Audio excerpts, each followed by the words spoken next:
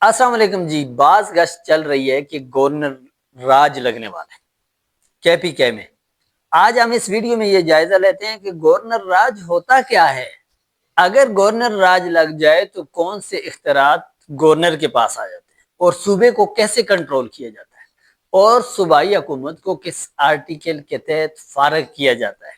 Governor راج ہوتا ہے جی جب کسی صوبے میں حالات خراب ہو جائیں، امن و امان کے مسائل ہوں، صوبائی حکومت انتظامی اور امن و امان کے مسائل اور آئینی طور پر کام نہ کر سکتی ہو یا نہ کر سکے تو آئین پاکستان کے تحت اس صوبے کا کنٹرول وفاق حاصل کر لیتے ہیں۔ اسے گورنر راج کہتے ہیں، اسے ایمرجنسی بھی کہتے ہیں، جس کو عام لفظوں میں گورنر راج کہتے ہیں۔ جیسے ہی گورنر راج لگتا ہے، وزیر اعلیٰ اور اس کی پوری کابینہ فارغ ہو جاتی ہے، معطل ہو جاتی ہے۔ اس کے بعد وزیر اعلیٰ اور ان کی کابینہ اپنے اختیارات نہیں چلا سکتے، اور اس کے بعد صوبائی اسمبلی جو ہے وہ بھی معطل ہو جاتی ہے، لیکن تحلیل نہیں ہوتی، ختم نہیں ہوتی جب تک کہ صدر حکم نہ دے۔ تمام اختیارات گورنر کے پاس آ جاتے ہیں۔ وزیر اعلیٰ کی جگہ گورنر جو ہوتا ہے وہ ایگزیکٹو ہوتا ہے صوبے کا۔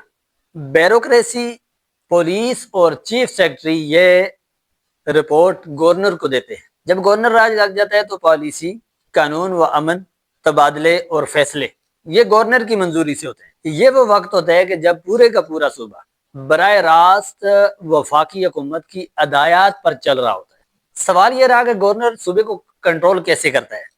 صوبے کو گورنر اکیلا کنٹرول نہیں کرتا، بلکہ چیف سیکرٹری، آئی جی پولیس، سیکرٹریز، کمشنر اور دیگر حکومتی محکمے، گورنر جو حکم جاری کرتا ہے اس کو پورے صوبے میں نافذ کیا جاتا ہے ان محکموں کے ذریعے سے۔ اب اہم سوال یہ رہا کہ حکومت کس آرٹیکل کے تحت فارغ کی جاتی ہے۔